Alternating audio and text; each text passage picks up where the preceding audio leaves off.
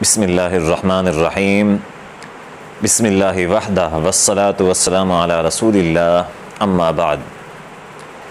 मसाजिद के अंदर ख़रीदो फ़रोख्त करना कैसा है? क्योंकि आम तौर पे देखा ये जाता है कि मसाजिद के अंदर नमाज से पहले या नमाज के बाद जो नमाजी लोग होते हैं कई सारे वो बैठ जाते हैं और आपस में दुनियावी जो बातें होती हैं या जो दुनियावी मामलात होते हैं, लेन देन होते हैं, वो मसाजिद के अंदर बैठ के तय करते हैं। तो इनके हवाले से क्या हुक्म है?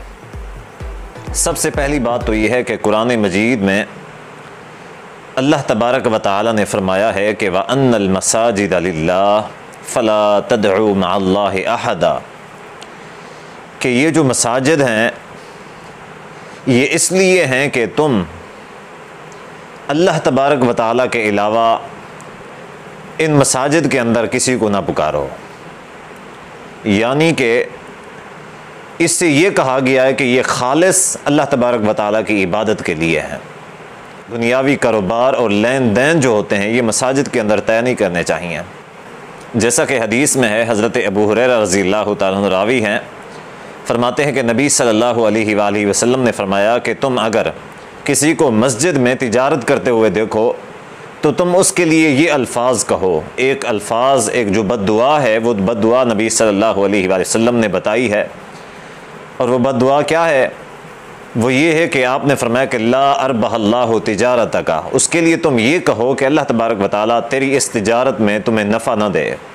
ये जो तेरी तिजारत, ये जो लेन देन तुम मस्जिद के अंदर बैठ के कर रहे हो, अल्लाह तबारक व तआला इसमें नफ़ा ना दे।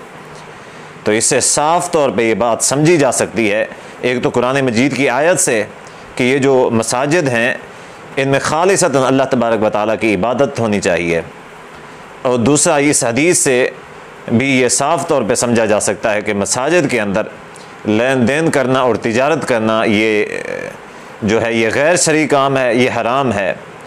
और अगर कोई करता है तो उसके ख़िलाफ़ नबी सल्लल्लाहु अलैहि वसल्लम की बद्दुआ है कि उसको उस तिजारत में किसी भी किस्म का कोई फ़ायदा नहीं होता।